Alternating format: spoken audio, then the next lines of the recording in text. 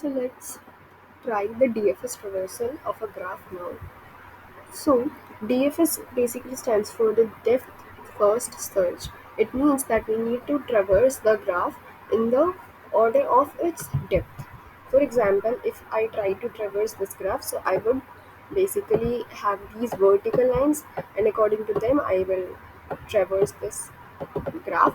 Okay, basically here it will also lie. Okay, and then this one. Okay. So for this DFS traversal, basically we use a recursion process. For example, in the DFS traversal, there was a rule to use a visited array and a queue. But in DFS, we will not use a queue, but we will use recursion. Why are we using recursion? For example, if I have called my DFS for 0 right now it has two adjacent neighbors, 1 and 2. But if I was using DFS traversal, then I would have visited 0 and then 1 and then 2. But in DFS, I want to call the DFS traversal again for 1 and then again for 4, then again for 8. Now this does not have any other neighbors, so I would return, and then I would go again to this depth, and then I would return 5, and then I would return this, and again I would keep traversing in this direction. uh, so this is basically a DFS traversal. Okay, for example, let me show you. If this is our graph, so what are we doing? First we have traversed 0, then 2, then 4, then 3, then 1.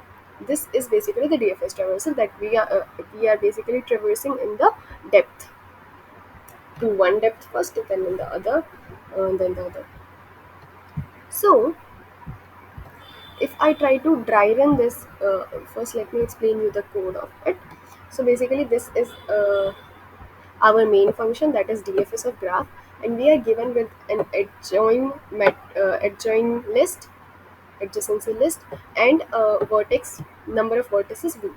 Okay, so first of all we need to create a visited array, so that we don't keep visiting the same node again and again. For example, at 2 I can see that we have 4 as a node, adjacent node, and 0 also as an adjacent node, but we have already visited 0, so I don't want to consider it again. That's why I will maintain a visited array. Now for the first time in the visited array, I will mark its the 0th node as true, and I would create a DFS array list to store my final traversal of the graph. Then I will call my DFS function again that I have created, which in which we will pass our current node. Okay, the node that we are working on it right now. Then we will pass our visited array, our adjacency list, and the DFS array to store the data. And then at the end we will return the DFS traversal. In actually the DFS traversal, what are we doing? For example, we are given with this starting node as n. Although we have passed 0 as our starting node, so this traversal will be starting from 0. Okay. Now we, as soon as we reach this DFS function, we mark the current node that we are working on as true, and then we add it to our DFS traversal. Now, suppose that if I have added 0 to my DFS traversal, now what is the next step? First, I want to check all the neighbors of 0. So that's why I have used this function to get all the neighbors of our current node. Then I will check which one of them is not visited. So for 0, all of its neighbors are not visited. So I will pick the first one, which is 2. We can see that its visited of I is false, so I will mark it as true and make it visited.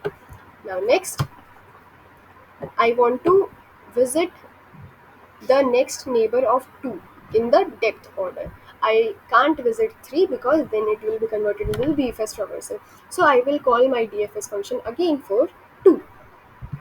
Okay, so this is basically the recursion part, and this is how we will return the DFS function.